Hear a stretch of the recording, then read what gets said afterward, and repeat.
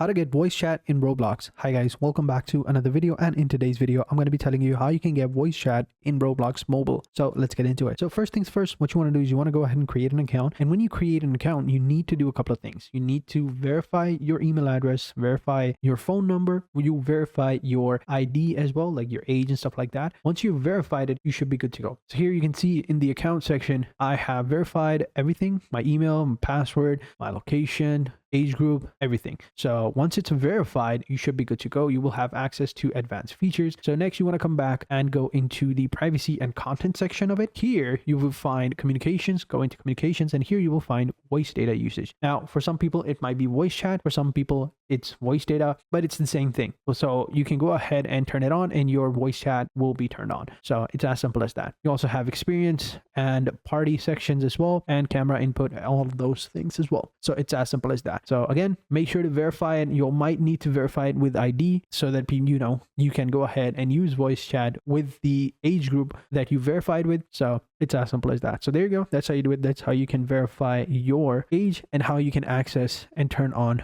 voice chat in Roblox Mobile. So thank you guys for watching. Hope you guys enjoyed this video, and until next time, take care and goodbye.